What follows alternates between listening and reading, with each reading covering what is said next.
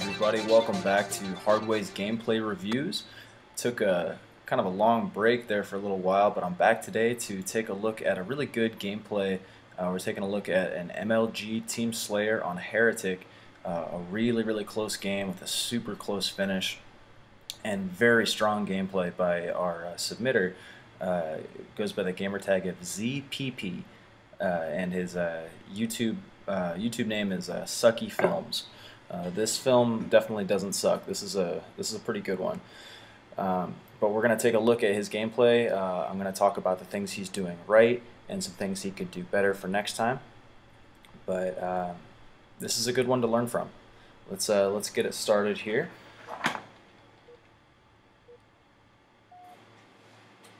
All right. We get it started off here. He's on blue team, and he's going to rush P1 at the beginning. He sees he's going to P2, so he's going to try to go for the flank off the start. I like that play. He comes up behind Weak Devotion, gets him, and he gets shot in the back from red base there, and he does a good job of breaking line of sight right away. And then he continues to get out of there to avoid the grenades. He senses grenades incoming. Pushes in on Maples here. Maples tries for a ninja. He's too smart for that. So checks. I would have liked to have seen you check to see what your teammates were shooting at right there. Now, before I go any further, I want to keep in mind. I want y'all to keep in mind that MLG. There's no radar in MLG, so the player is exposed to more information than I have available to me because he's receiving callouts constantly. This is a level 50 MLG gameplay, so I assume everyone has their mics in and they're all calling out. So some of the decisions that he makes are going to be based on things that I don't have access to. So try to bear that in mind. I'm basing this off of just what I can tell on the screen. But so I would have liked to have seen you answer the call out for the P3 guy. Good play there. That surprise grenade takes your whole shield. But you're in a really safe spot. There's no one on the red side of the map right now. They're all on blue side, and you're in an extremely safe spot. You just crouch here. That's a good play to get your shield back. And he pops out. Good sneaky play right there. And then follow the bullet tracers back to the P3 guy. He drops pretty quick. So you know they're still all on blue side of the map, and they're probably trying to push out it. And you play very similar to me. I would have went P3 there as well. So you see Bartles, engage him, and then as soon as you see the second guy, it's very wise to disengage so you're not exposed to 2 BRs. You've already done your damage, just call him out, and sure enough, your teammates clean him up. Alright, so we see the guy top car, and you finish the one shot. Good job breaking line of sight on those top car guys, and immediately move in to help your teammate. And then you back up when you see that there's 2 enemies, so you don't get that 2v1. Very quick, very smart decision making right there. I like all of that. But you see this guy down in the street here, he's not looking at you. Good opportunity to pop out and put some shots on him. Good finish right there. And great shots on Bartles. Get a really unfortunate slide right there. It forces you to go pink 1 instead of into the safety of the base. But push out on red, you have no teammates over here. So it would be best to be very discreet right now because you're very isolated. And I don't like this play right here. This guy going carbine into the base. This is a low percentage shot, and you're not zoomed in when you take it. And all it really serves to do is that shot right there, even though you're trying to finish a weak guy, that lets the guy here in car 2 know you're coming. So your flank on this isolated part of the map is gone. And sure enough, Bartles comes out, he knows you're there, and he gets a stick on you. Now here Theater kind of glitches out, and it forces me to switch perspective, so I'm just going to wait till you respawn there, and then find you again. It does it every time I've watched this gameplay, I don't know why. There you are. Okay, so you spawn P1, and let's get it started here. You know you were just killed red side carbine, and there should be enemies in red base. Yep, there they are. I don't like that you went for the stick right there, especially because you were up shots on a guy. Maybe you're better at it than I am. I'm terrible at sticking, but especially if I'm up shots on a guy, I just want to finish with shots. Sticking is so hit or miss, like literally, it's all or nothing. But luckily, you're still able to clean them up. So separated from your teammates here in red 1, you get snuck up on by the sword guy. That's just kind of what happens when you're totally isolated from your team. especially after a recent fight. He heard you and he just came for you. He probably dropped down the drop down into the basement. So you spawn blue 2. You got teammates to your right firing. I'm expecting guys to be around the pink 2 area. Yep, you just had 2 teammates die over there. So you move carbine, try to get an angle. Make sure no one's pushing in. Yep, there they are. See, there's 2 guys coming. So you saw that there were 2 guys, and you chose not to peek the corner there and fight 2 guys, which is probably pretty smart. But then instead of committing to running away, you move a little bit, and then you turn around and fight. And he beats you in the 1v1, but even if you would have beat him, you probably still would have died. That guy coming out of the basement would have cleaned you up. I was just a little confused why you would run away from the 2v1 in the carbine bubble, but then, 5 feet later, you would turn around, you would challenge. Nothing really had changed. So Bartles gets you. They're all spawning in blue 2, and 1 guy moving carbine. Get shots on those blue 2 guys. Now you notice he had a teammate above you dead, trying to figure out what killed him. Looks like he was shot from car. And then the sword guy, good stick on the sword guy. That was a great play. And then you get out of the danger that was coming in, carbine side, you find this weak guy top mid. Good series of plays right there. And you know there's a guy above you in carbine, so you go for him. Put an awesome nade on Alex. That's just a sweet play. And then some more good nades on him. On Devotion, he runs right up into that. Here's where the chain of good play stops. You are 1 hit. You have very low shields. I would have liked to have seen you stay in this carbine bubble. I know you didn't know if you were going to get the kill on Devotion yet, so you were still in kind of like runaway mode. But I would have liked to have seen you put those nades right exactly where you put them, but then just kind of stay in the carbine bubble and face him just in case they didn't kill him. And not expose yourself to this base, because look how weak you are. You overcommit on this guy and he just drops you. Not much effort on his part needed right there. So you get the spawn in red 2, blue 2. It was red in Halo 2. So you move into P2, you know they're coming. Kind of a weird sticky fight right there. You missed the shot, but luckily you have a teammate there, or else he might have got you, because you went for the stick and you missed. But it worked out. So you're still P2, you're in that good power position. You know they're in red. I don't like that you push out on Alex here because you're very weak. I would have liked to have seen you get your shield. And you push way out on him. You totally committed to that fight. Alex is, I think he's their worst player. Yeah, he is. If you were a better player, you would have died for sure. I would have liked just get your shield in P2 next time, or get a different angle, one that he's not looking at. All right, so you're no shield, get cleaned up from probably looked like P3. Now, okay, if you're watching your dead screen right there, that enemy just went across your body and right over top of a grenade. So the very first thing I would do is I would check P1 for that weak guy.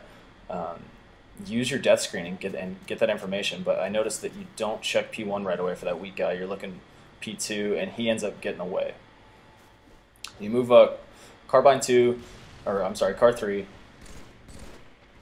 trying to finish Bartles. Hopefully you called him out. Your teammates are in position to finish that. Get the good flank on Alex. It looks like your teammate spawned with you. Follow the tracers of your teammates' fire. You know they're in P2. You see Bartles going up, so you go for the long flank around here, trying to come up behind Bartles. You don't really know where anyone else on their team is. And I don't like that you jump out right there, because, let me back up. You were trying to finish Bartles, coming up, oh wow, come on. There we go. You're trying to come up behind Bartles and get the flank on him, but you pass right by those 2 guys in the window right there that were weak. Like right here. These guys are weak in the window. You could probably finish that if you would stay right where you're at and just give TO7 some helping shots. But you're trying to finish the flank. It's too late. He's going to get around the corner. And then jumping out right here is so dangerous. Like, apparently you know that there's a guy P3 that was probably called out to you. But this route that you take to go for him is exposed to these guys in blue too. Like if any of them push pink while you make this jump, you're dead. It's just a really dangerous route you take to try to kill this P3 guy. Your teammate ends up getting him. Like as expected, you start to get shot from that base. Very lucky you didn't die right there. Good finish on Maples. Move across top mid for the sneaky route on Bartles. Good shots on him. And then, as expected, those guys come out of blue too. You weren't really accounting for them very well in that life. I knew they were in blue too, and the way you were moving was just very exposed to them. It felt like a matter of time before they got you, to me. Alright, so that guy was car 2, just dropped car 1 weak. If you're watching your dead screen, you know to look car 1 right now for a weak guy. But you don't. So make sure you're watching your dead screen to find those weak guys after you come back. Look across P3 to give some help. That's Halo 3 at its finest, that it took 4 shots right there, or however many that was. But that's why I don't play this game anymore. The hit registration's so bad. But good job finishing him. You start to take shots from Pink 3 again, so you need to disengage from that. Do a good job of breaking line of sight. Hopefully you call him out to your teammates. TO7's in there, wreaking havoc. Okay, so you see these guys all pushing in Pink side. TO7's up there. They're probably all keying TO7, so you have the flank right here. You're moving in. You're gonna have a small window of opportunity to do heavy damage because they don't know you're coming. So there's one. Bartles is weak. All right, so already you got 2 guys on your screen, and always need to be very careful about exposing yourself to 2 guys at once. You can die so quick if you're exposed to 2 guys at once. So if I were you, I would not go any further, and I would use this cover on your left side right now, and I would isolate out the guy to the left of Bartles. I would stand right here and finish Bartles and then push in on the second guy. But you charge right through, and then a third guy comes. You're able to get one, but yeah, there's no way you're living through that. I would have liked to have seen you play your cover a little bit better there. You would have been able to do more damage and stay alive longer, and one of your teammates would have been able to come in and clean up everybody you got weak. So you go 1 for 1 right there. Alright, so it looks like we all spawned across the map from everybody. They're pushing Carbine side. Good shots on Bartles. You're very exposed to his teammates right there, but it was a good kill. Now you need to get out of that area very quickly. So take a sneaky route through middle. No one seems to know where you're at yet. You can hear the shots coming up and to your right around the corner. There's Alex. Good play on him. 46-46. There's no one on your screen. There's no gunfire happening. See a sticky coming from Pink. But use your teammates in this situation to figure out where the enemies are. Where are they shooting? Where are they being shot from? So you got grenades coming out of Pink 2. Looks like I don't think you noticed that. And your teammates are firing towards P2. So you know and you got a dead teammate at P2. So you know something's going on over there. Take out your teammate. He pushes in. You had the great discipline to fire twice before meleeing. A lot of people just melee as soon as they're within melee range. Unfortunately, Halo 3 just kind of screwed you. One of your bullets in the burst probably didn't register, and the beatdown didn't kill him. But you played that correctly. And luckily for you, you do get rewarded for it. Very close game, 50-49. Could not have been any closer. Great gameplay. You have good instincts, and you make a lot of good choices. There's just a couple things, or a few things that I'd like to see you work on. Take your game to the next level. You have a very, very solid foundation.